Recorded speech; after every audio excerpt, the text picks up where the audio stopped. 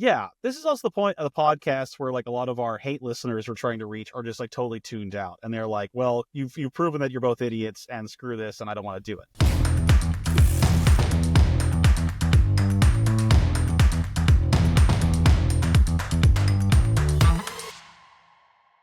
Hello and welcome to the Plugged In Podcast, a show from InsideEVs about the future of transportation. I'm Patrick George, editor-in-chief of InsideEVs. And I'm Tim Levin, senior reporter at InsideEVs. This week, we're talking about Patrick's first road trip in his new EV, the reactions to Dodge's first electric muscle car, and Honda and Nissan are reportedly in talks to merge. But first, this episode of InsideEVs Plugged In Podcast is brought to you by E-Range EV Tires. E-Range EV tires are specifically engineered for electric vehicles.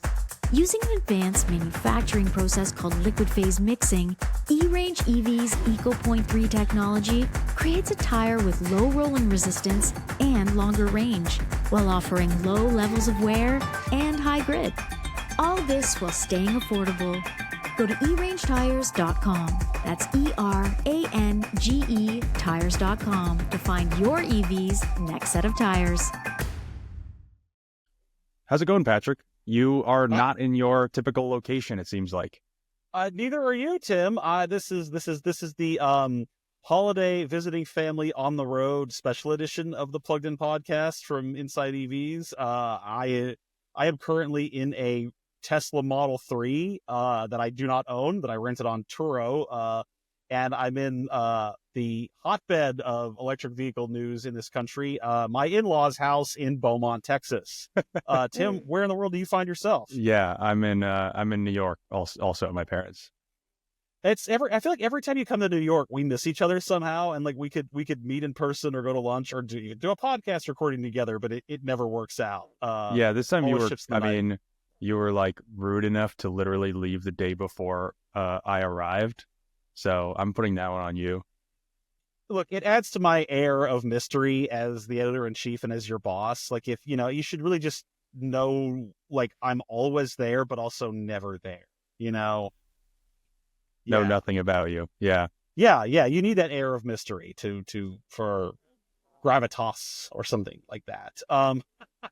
But we've got plenty to discuss about the news today and about being on the road in an electric car. And, before we do, I did want to take a moment here because this is the third episode of the Plugged In Podcast. And the first one, we Tim and I did our analysis of the news. And our second one, we dove right into the InsideEVs Breakthrough Awards, where we talked about the top EVs of the year and the top technologies and people making it happen.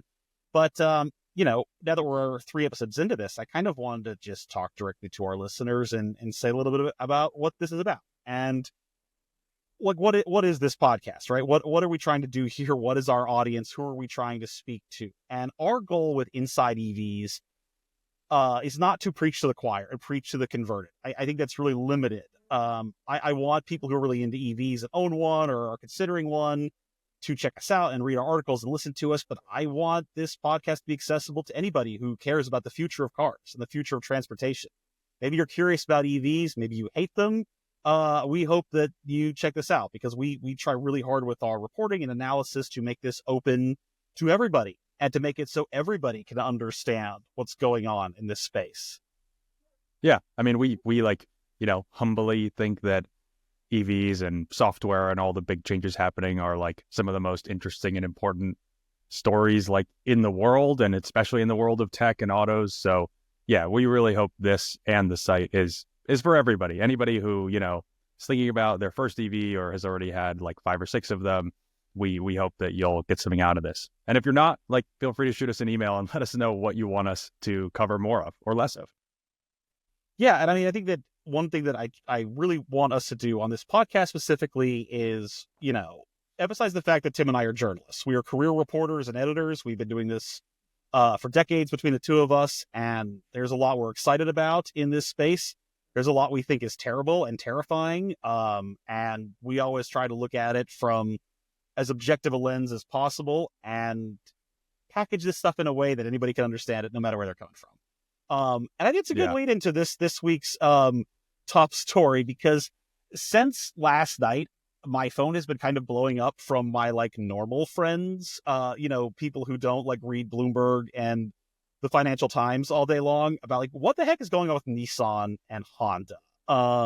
That's quite a surprise. Tim, do you want to briefly recap that scoop that came across the wires yesterday evening?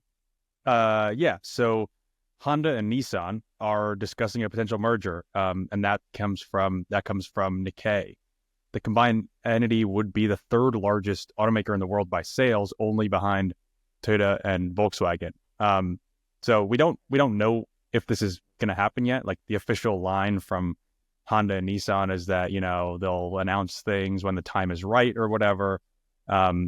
We know that they've already been discussing partnerships around specific things like EVs and EV batteries, but this could be a huge deal. Like this could be a new like power hitter in the global auto market, right? Like another giant to kind of rival Toyota and Volkswagen and GM. Yeah, and word is like they might bring in Mitsubishi into this partnership, this ownership deal at some point. Nissan has a pre-existing alliance, they call it, with the French automaker Renault. It's a very weird, awkward relationship. And Renault seems to be saying the sidelines, like, okay, we're gonna see how this shakes out, guys. Like maybe we'll give you a call, maybe not.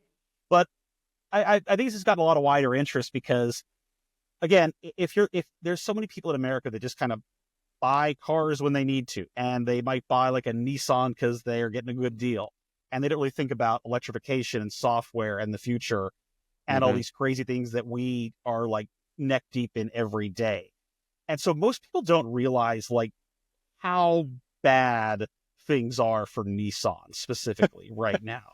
Like Q1 of this year, that like the Japanese financial quarter, like profits were down 99% year over year. Right, which is bad. It's bad. Yes. If you study business, that's bad. That's what you don't want. Sales are way down in the United States. They're way down in China. Hybrids and EVs are having a moment, especially hybrids in America, and Nissan sells no hybrid cars here. Its lineup is very outdated. I don't think the styling is great. It's kind of a personal opinion, but like they're still running engines and powertrains and parts they had on cars when I was in high school.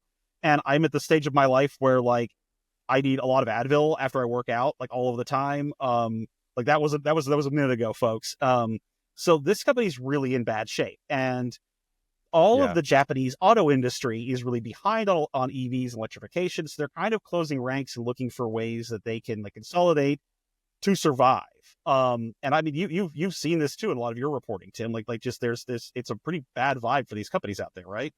Yeah, this comes back to something that we've talked about a lot on the podcast so far, mostly in terms of the European automakers, but it applies here too, and that's China. And that's that the Chinese car companies are putting huge pressure on the whole global market, including all the Japanese automakers.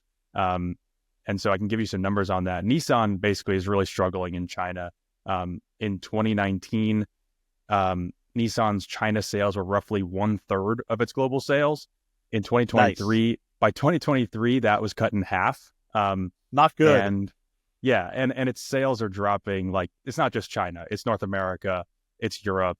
Nissan is just really struggling. And I don't know if this is the number that you were referring to, but between April and September of this year, which is the first fiscal half for Nissan, its operating profit fell 90% year over year to $214 million. So, back in the napkin math says that during that same period last year, it was making like over $2 billion, and that's down 90%. It's planning huge job cuts. Like, Nissan is really struggling, and I think it comes back to, what you were saying, which is these products are outdated. They're really lagging behind in terms of EVs and hybrids. And, maybe like teaming up with Honda here can let them share some resources and kind of pick themselves up. Yeah, and Nissan and Honda this spring announced like a technical partnership, which automakers often do. They were like, we're going to team up and make batteries and software together. Now we're talking like full-blown merger, which is wild. And, I think it's fair to say like Honda's kind of behind on EVs too, but it's in much better shape. It sells well. It's profitable. They sell hybrids in America.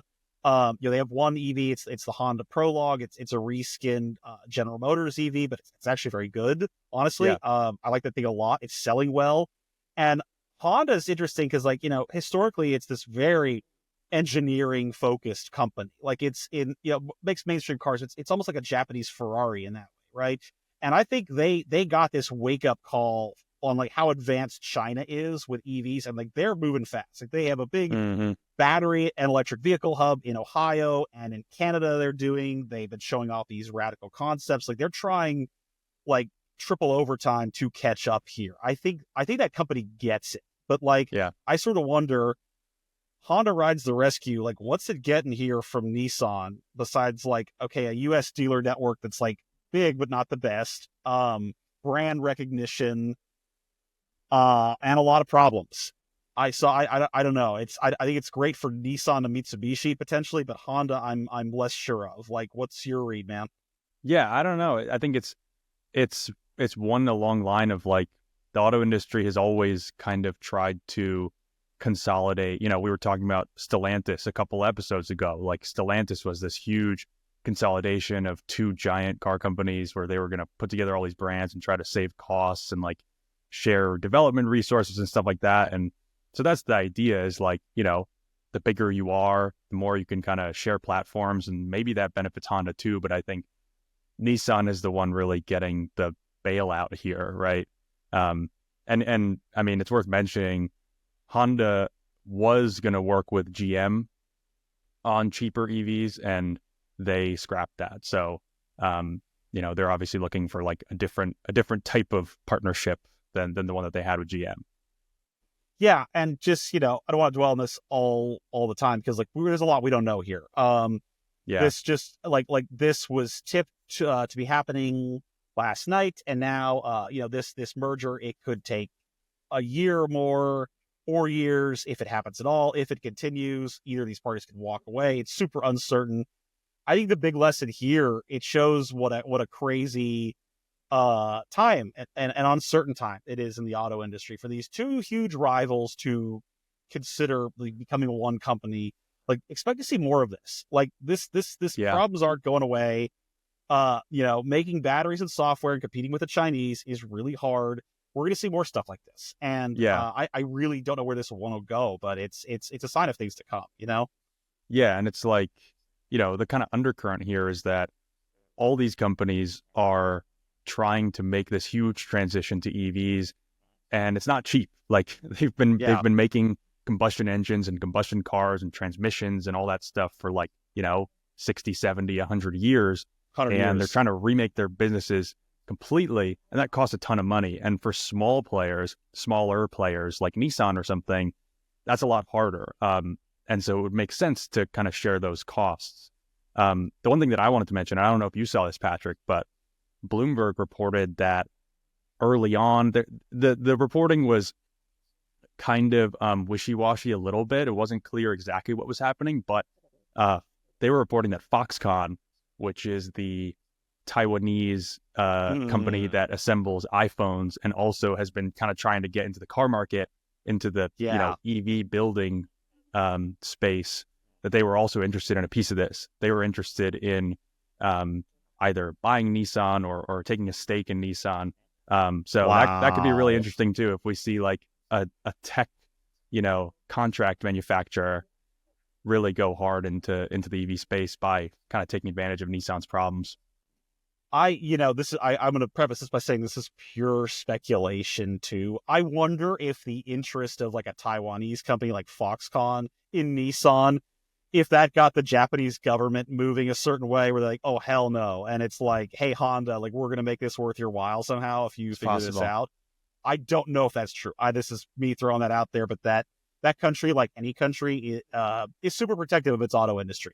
And there were sort of rumors that like maybe a Chinese automaker would buy Nissan, and that scared the hell out of people. So, this is Japan Inc. coming together to fight for the future. And they're on one side, we're going to have Honda, Nissan, probably Mitsubishi, and the other one will be led by Toyota and Mazda and Subaru and a couple others. So, interesting times, man. They've also got to catch up to, the South Korean automakers who are massively advanced at electric vehicles and batteries, and they're building them here in America. And I think that's a good way to pivot to something a little more fun than industry news, which is I recently did a road trip in my own Korean EV, the Kia EV6 I bought this summer. And I've been trying on InsideEVs.com to write like at least once a month, just like an update, like here's how things been going with the car.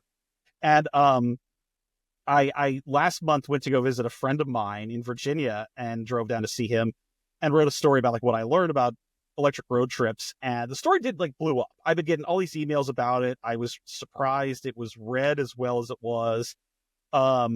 And so, and also because it's part of the holidays and everyone's traveling. Do you think it was good? You think it was hate mail or like because a lot of the time, EV road trips are hard, and so you get like it's definitely like a thing where,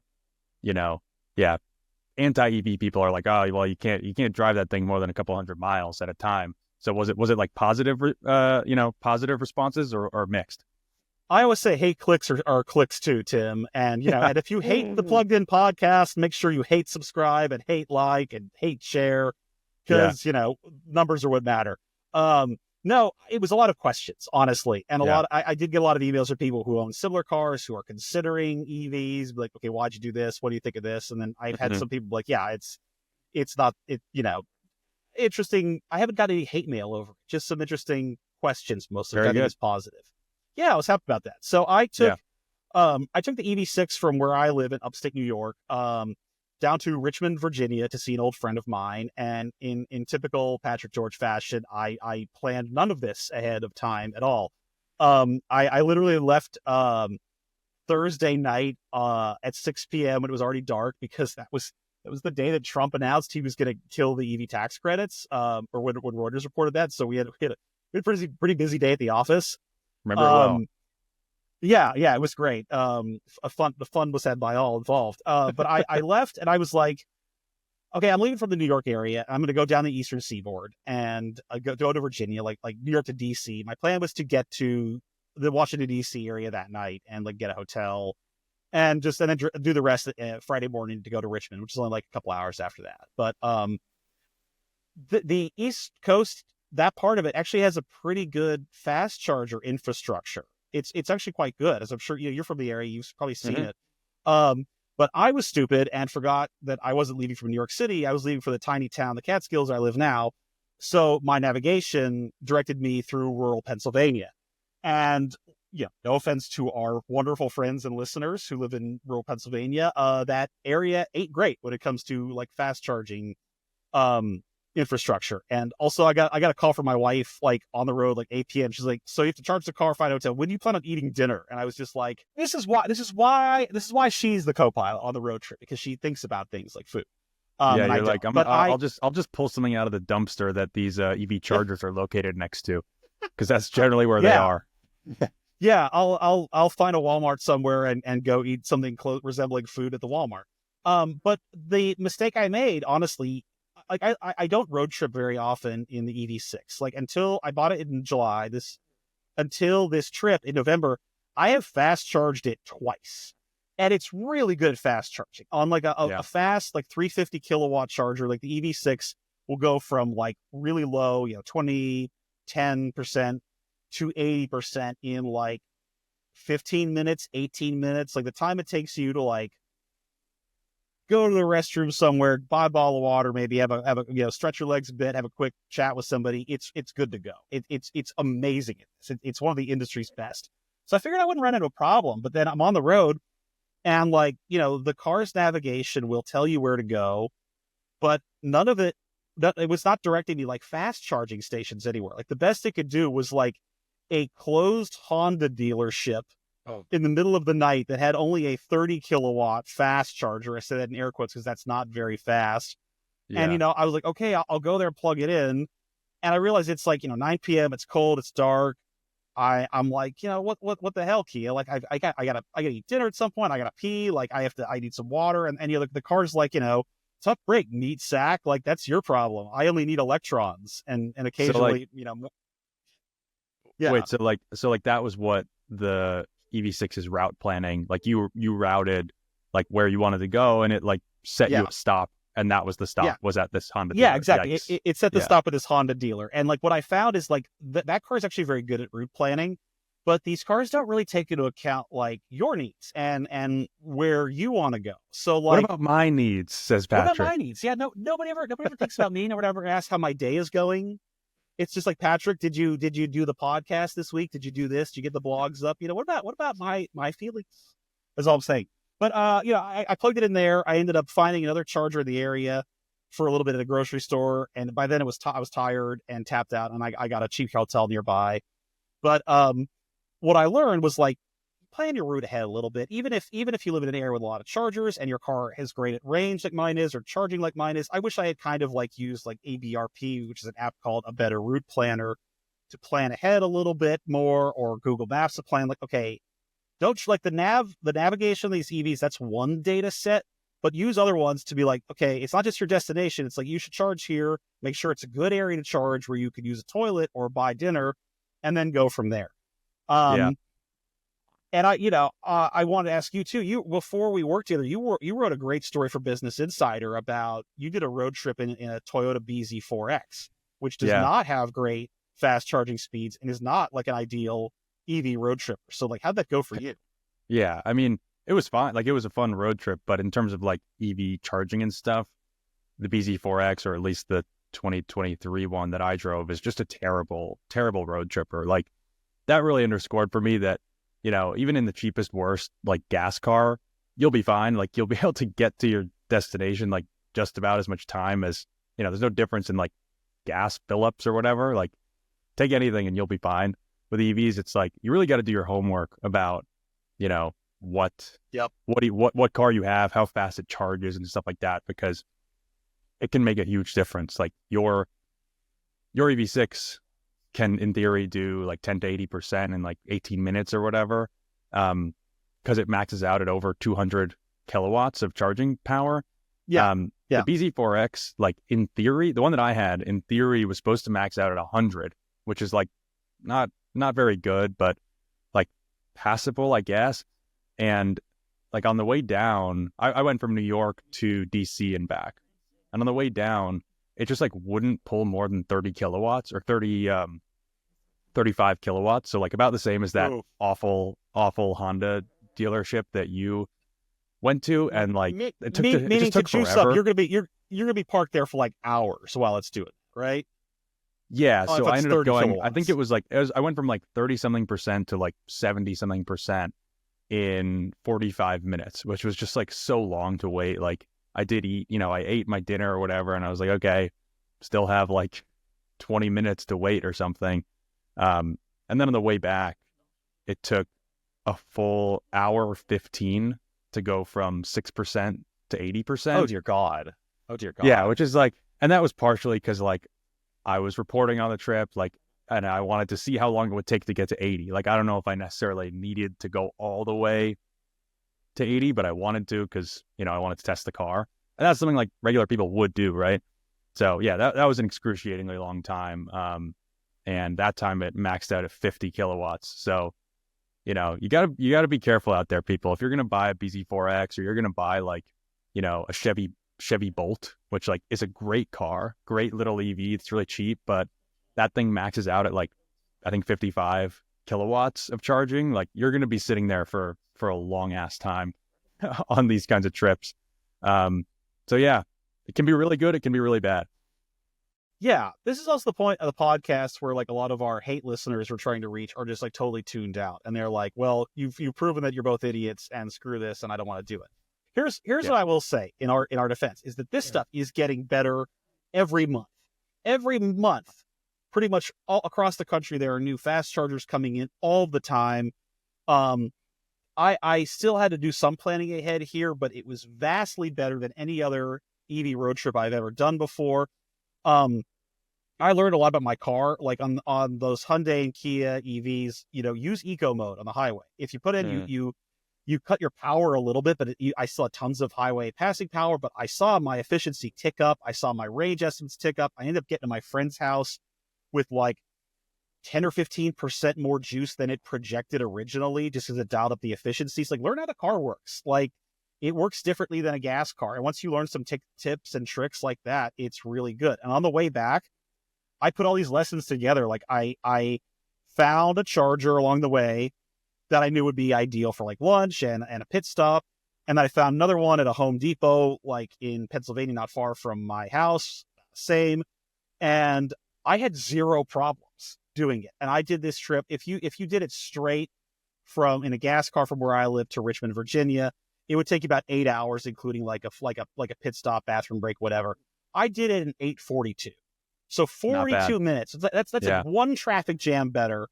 And I did not spend that much on electricity because my car comes with free Electrify America charging. So like the $60 I spent at 2 EA Electrify America stations at a Walmart on 2 occasions, I did not pay for it all.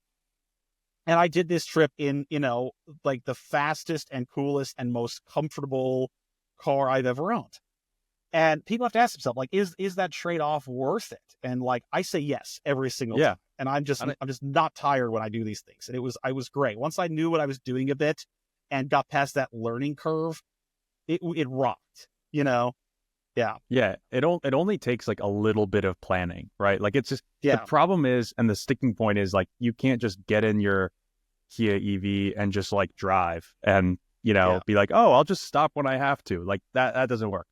But it shouldn't be like, I know it's daunting, but it shouldn't be, because it really only takes a little bit of planning. It's like, okay, where's my route? Like, we're 150 miles in, like, let me find a charger that's not that crappy one at the dealership, but that's like near Chick-fil-A or whatever. And like, I'll go and eat a sandwich and like, make sure it's like the right amount of juice. And, it only takes like, 20 minutes or whatever before you leave to just like make sure everything goes pretty smoothly. Yeah, if that. And like, I try to be really cognizant of the people that like don't have time, to do the stuff I described. Like if you're driving with 3 kids or something, like that's a big ask for people. But, it is getting better, and it's not nearly as scary as people think. And I think the other thing too is like the road trip argument comes up a lot in like the anti-EV crowd. And like, you have to note that like, we don't road trip that much in America. The average person in America drives 97-ish% of the time, 40 miles or less every day. Road trips are outliers. And the outlier is getting better and cheaper and easier to do. And speaking of Tesla, I got to say, like, you just said a second ago, like, you can't just get in your car and expect whatever to happen. With one exception. Think about it. With one exception is if you have one of these. Yeah. Because their charging network is so everywhere. It's so ubiquitous. It works so well. It works so seamlessly. I didn't think about charging at all. And I drove like 200 plus miles from Austin to Beaumont for this family visit. And I was just like, yeah, I'll figure it out. And I did. I charged it once when I had to stop in east side of Houston for lunch, came back. It was good to go. And it's like, that's the ideal. That's what Tesla does really well. That's what they've always done well. That's what no one has beat them at yet. And that should be the goal for this whole industry. It needs to be so seamless and easy that you just like own the car, but for a few exceptions, maybe in the Badlands of North Dakota or whatever, you can kind of charge it everywhere. And like, kudos to them for that. But like, so like tell the people like what was it about the Tesla? Because, I mean, basically, I'll say some, and then you can add some of your experience, but like in a Tesla, you route somewhere and the route planning is really good because Tesla makes the superchargers also. So like they can route you to the ones that are working. They can tell you exactly how long you're going to need to stop at each supercharger in order to get where you're going. So it's just like, it's a lot more seamless than the EV route planners in these other cars because they're trying to, your Kia is trying to pull data from like, every charging network. And it's like, okay, which of these Electrify America stations are working? Like how many of them are available? And like, it's going to pull in those weird outliers, like these terrible dealership ones versus like in a Tesla, you can basically just rely on superchargers to go wherever you need to go. Yeah, it's as close to the gas station experience that exists, if not better. I mean, the way that this one works, and like I rented a Tesla Model 3 on Turo because, like, as we've written about on InsideEVs, like Tesla doesn't give out test cars to the press the way that the other brands do, which is, whatever. That's I think that they're missing out, and so are we, but that's their decision. Not a big deal. So we rent them a lot from time to time. And I had not spent any time in the updated Model 3, the Highland. So I was like, okay, well, I'll use it for this trip. And like, you on the smartphone app, the Tesla app, or the car itself, you just say where you want to go, and it'll dial that into the car, and it takes you there. And like, I'm driving, and it's like, okay, you need to stop here in Houston for supercharging. And as I'm driving along, actually the car's like, oh, you know what? You're actually doing really well. Charge on this side of Houston instead, like, because you got more range than you think. It updated it as you were updated going. several times. Awesome. Like, oh yeah, you're good. Yeah, it's like, and you don't have to think about it at all. Like, they've done, again, to their credit, and that's why like those layoffs that Tesla did, the supercharger team, were so baffling this year. But like, look, this brand still has the best charging experience outside of China or whatever, like full stop every time. And I think we said this on a lot of our last podcasts too, but it's like, that's why you see Tesla Model Ys everywhere in America. It's like, you can't tell me that everybody who just drives a Model Y is like an expert on charging curves and kilowatt hours. Like, they bought the car, they plug it in when they need to, and it works, and that they don't think about it at all. And that's the magic of that brand. So, I don't know if that's been your experience, like when you had the Cybertruck or anything earlier this year, but it's really unbeatable. Yeah, I didn't put a ton of miles on the Cybertruck, but yeah, I mean, the charging is unparalleled.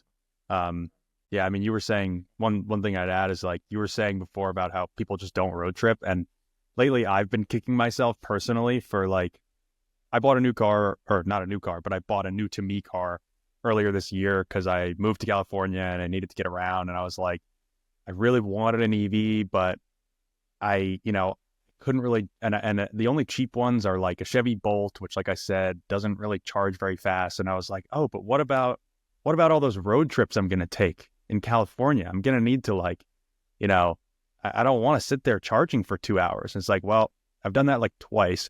Once was in a press car in a Kia EV9 that like charges really well. So basically, I should not have probably bought a gas car. I probably should have bought a Bolt, and like I would have been very happy 95% of the time. But I think it's a tough argument, especially with Americans too, to tell them like what you don't need. Like, people want to buy what they do need. They want to buy the stuff that's going to fit every use case, going to fit the outlier use cases. And I get it. Don't take this as discouragement. It takes a modicum of planning ahead right now. It's getting better all the time. Or buy a Tesla and never think about it. And it's not bad. And I want to pivot real fast to another type of charger. See what I did there? Wasn't that good? Cue the crickets. Oh man, I know. I tried, folks. It's almost Christmas. I'm pretty checked out at this point. We wanted to talk about the reviews of the Dodge Charger EV because it's not Cybertruck levels of polarizing. But it's got some controversy and some mixed opinions. Tim, you were on some of the backgrounders and the briefings when they unveiled this car. Like, why don't you give us the download on this thing? So the Dodge Charger Daytona is the first ever electric muscle car. It's also the first EV from Dodge. And the reviews are just coming out now, and the car's just going on sale now. I mean, some background on the Charger itself. It's coming out in a 2-door variant first, 2-door EV. Then there's also going to be a 4-door EV, and then there's going to be 2-door and 4-door gas-powered versions of it. But for now, the Challenger name is all dead. It's all Charger now, just sedan and coupe. Yeah. So for now, there's two models going on sale. There's like a base trim, which costs a little over $61,000. That's the current like base launch trim, which is, we'll talk about that. That's like more than that's a lot more than the gas powered Challenger or Charger would have cost you to start. And then there's like a higher performance Scat Pack for about $79,000. So those are the two launching right now, and these are America's first EV muscle cars. And yeah, the reviews are trickling in, and it's weird because I think a lot of the time when reviews come out, like there's some kind of consensus about a new EV. Like, people have their difference of opinions, but it's like, generally the gist is kind of similar. But this time it's quite mixed, right, Patrick? Yeah, it is. And I just want to say real quick, I was looking this up. the name Scat Pack is kind of off-putting to like normal people today. It comes from the 1960s. It was a thing that they put in their muscle cars during the heyday of muscle, and it apparently it comes from like Frank Sinatra and the Rat Pack. Like you're gonna scat ahead of everybody else. Yeah, it was something like that, and it was also the name of my favorite of the old school modern gas Challengers, because it was the one that had the naturally aspirated V8 and didn't have a supercharger like the Hellcats. I always thought that engine was pretty special.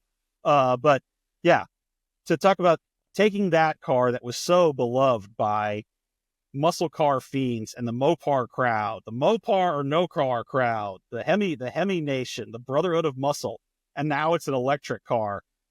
You know, that alone was like, you know, a real WTF moment. Like that's a tough sell. That's tougher, I think, even than selling like electric pickup trucks to the truck crowd. So it comes out. We had a good review of it. Longtime auto journalist, InsideEVs contributor Brett Burke, he gave it positive marks. He said Dodge set out to create a new category of car, the electric muscle car, and it succeeded. You know, there are some areas where he kind of dinged it, like typical Dodge stuff, for being honest. Like the interior is not so great. You know, it has been criticized as it can't do like a full-blown like rear-wheel drive burnout the way the old cars did, because it's dual motor all-wheel drive now. Other reviewers were a lot less kind. They kind of dinged the fact that it the way it does one pedal driving, which if you don't know that's kind of like when you're driving EV and you can sort of modulate the throttle without having to use the brakes too much. Like the way that was set up, they didn't like. The charging speeds are okay, but not mind-blowing.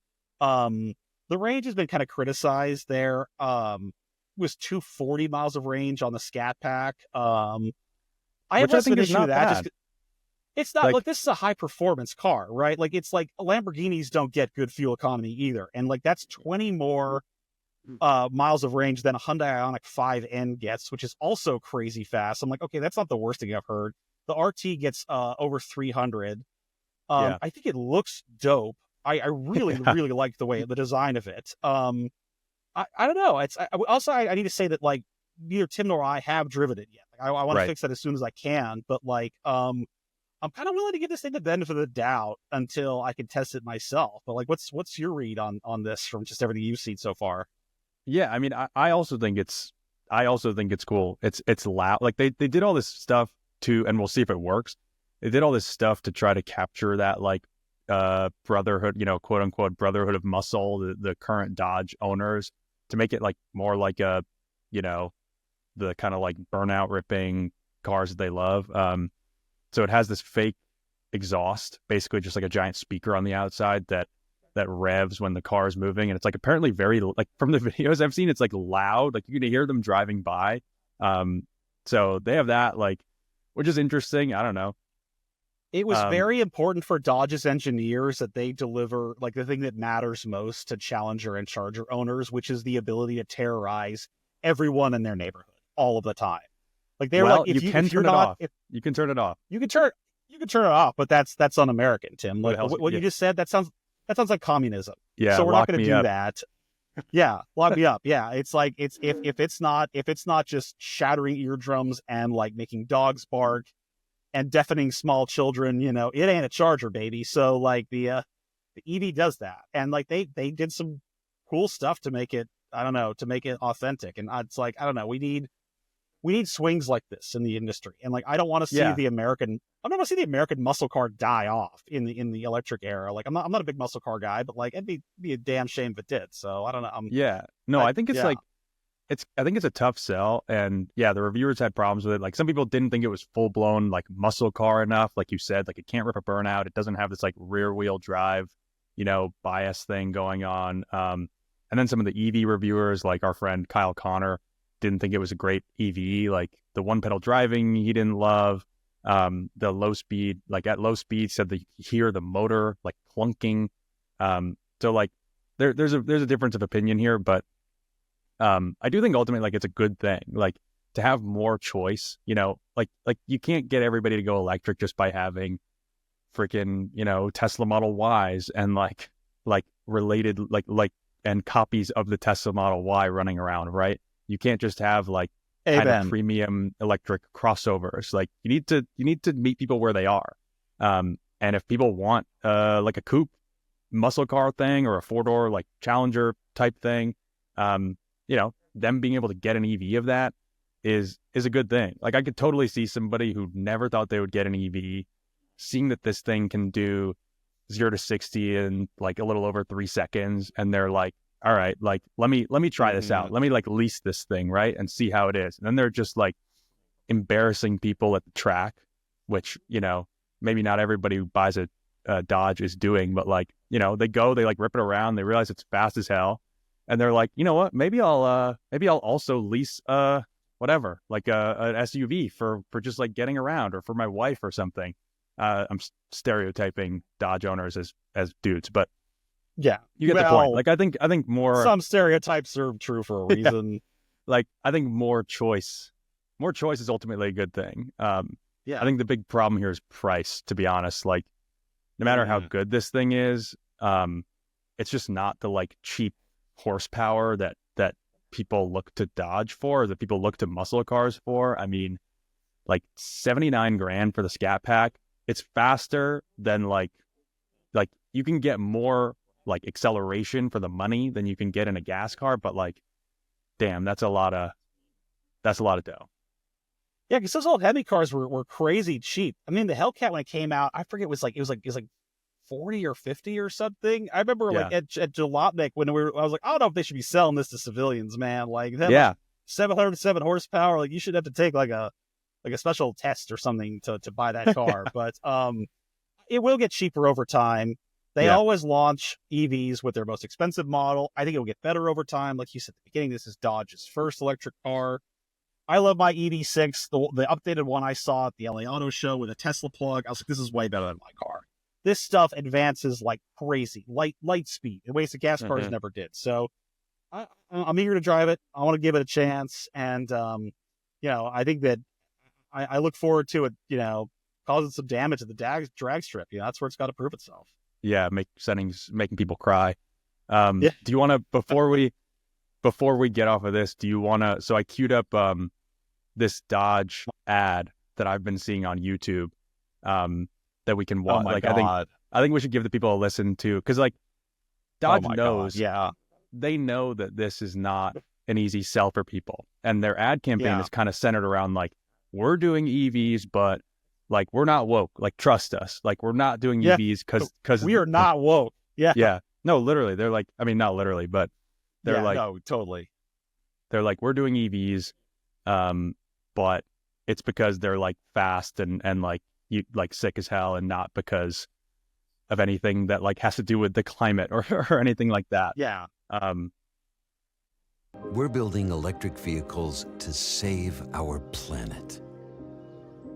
To save it from all those lame, soulless, weak-looking, self-driving sleep pods everyone else keeps polluting our streets with.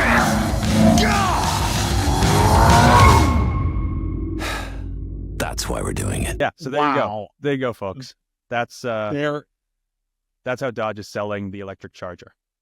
It was a lot of yelling is the thing. I almost think this would have been funnier if this thing was out there just causing complete and total mayhem, and the person was just talking at like normal room volume like this. Like it's the car that's going to destroy the sleep pods out there, instead of some guy who's like, really in bad need of some ketamine or something to just kind of take it down a bit. I love it. But, like, I mean, it got us talking. Like, I love it how at the end of it, he like ends his like screaming, and he just goes like, just like it was like such a burden to tell people about, to like try to convince these people about this thing. But it's like, but if you do want an autonomous sleep pod, this is Stellantis, a giant conglomerate, and we are working on those too. So God bless the Mopar crowd. Okay, in closing, shall we do plus minus this week, which is the feature where we talk about who's up and who's down, and everybody gets plus or a minus. Tim, I'll let you go, and definitely not because I completely forgot about this section until just now, and I want to see what you do first. Okay. Are we doing a plus or a minus, or a plus and a minus? Let's do plus or minus. So who you got first? Who's your plus or minus?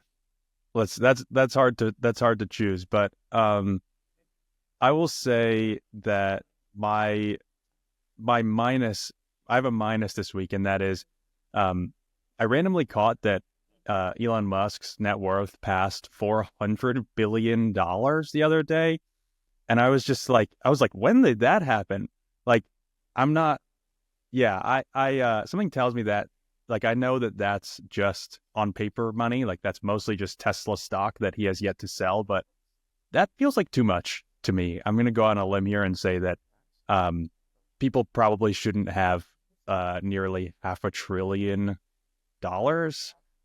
That just blew me away, because we've been watching this for a while. I'm like, I mean, Jesus Christ, 400 billion.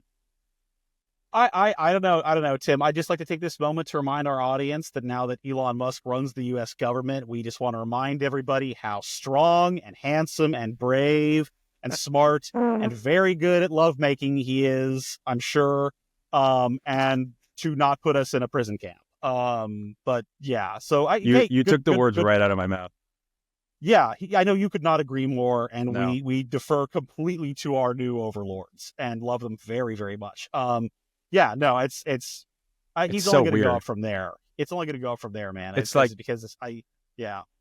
Yeah, and it's like the crazy thing is, we've been seeing, like, people who've been watching this industry for a while, and even people who just like follow, the markets, know that Tesla has this just like insane valuation, and it's only gotten crazier since the election. Basically, it seems like everybody's betting that Musk's influence in the government is going to allow Tesla to just like run away with the EV market, or do its robotaxi Autonomous kind cars, of business rockets, like more AI, easily than it would have. Yeah. And so, yeah, Tesla stock has just been on a tear since the election, and that's really where this is. That's where this net worth comes from mostly. Tesla's worth now $1.5 trillion as of this recording, which, I mean, for reference, GM is worth like, I think, like 60 billion, and it sells way more cars. God. It's just like not even close. So they bet the farm on robotaxis, and for the sake of a lot of people's money, they had better deliver on it at some point. But I didn't realize it was $1.5 trillion at this point. Like, $1.5 trillion. Yeah, I mean, my like, if I was him, I don't even know. Like, I would be very tempted. Like, the call of the void right now would be telling me, like, sell it all, or like schedule out your stock sales and just like have 400 billion in cash. Just be like, peace out, guys. Like, I rode this up. Like, peace out. I'm gonna go buy a continent. I don't even know what you do with that amount of money. I always wanted to own a continent. Yeah, crazy stuff. My What's plus yours? for the week is America, Tim. Home of the free, land of the brave. That's where you and I are right now. No, there was a great story in Automotive News today that said that even if President-elect Trump wants to take away the EV tax credits, which I think he's going to make a very earnest attempt to do that, funding for EV chargers will continue, because like about half of that money from what's called the NEVI program has already been doled out to the states, and the states send that out to charging companies and energy companies and providers that want to add fast charging. So that stuff is still happening. I was really worried that like losing charging funding would really hurt EV adoption, because you have to have the infrastructure there for people to want these cars, like we just talked about. And it looks like for the foreseeable future, that funding is going to continue. So like that's a win for, I think, everybody. It's a win for the market. It's a win for this country's ability to have infrastructure for the cars of the future. So go America, folks. Let's hope that keeps going. Yeah, I mean, we know from reporting that like has come out from sources in the Trump transition team, and also just from like what Trump and his people have said, that they do want to attack. Like, if it was up to them, they would love to steal some of this money that's been earmarked for chargers and put it towards something else. But yeah, it's seeming like that's like the wording of the bipartisan infrastructure law is such that that's going to be really hard to do. So that's very good. I'm gonna add another plus just because I actually did come prepared, and that is that Thanks, but also accurate. that just to leave people on like a good note, before their holiday week. The EPA approved a waiver allowing California to move forward with its gas car ban. Basically, this is the policy called Advanced Clean Cars 2, and this is over the next 10 or so years is going to ratchet up the amount of EVs and plug-in hybrids and fuel cell EVs that automakers are going to have to sell in California and in a bunch of other states that follow the same rules. And so it means that by 2035, sales of vehicles in California and those other states are going to have to be 100% EV or plug-in hybrid, which is kind of cool. So that's a big step forward, and it's definitely going to be challenged by the Trump administration, but it's a big step for EVs. It's good to see. I think California is going to be a big part of how we're going to cover this next year and the stories yet to come. Great, plenty busy. That's it for us this week. Thanks for listening to the Plugged In podcast from InsideEVs. We'll be back next Friday as always. Today's show is produced by Mike Perkins and brought to you by the Motorsport Network. Make sure to subscribe wherever you get your podcasts and leave us a review. It'll really help us out.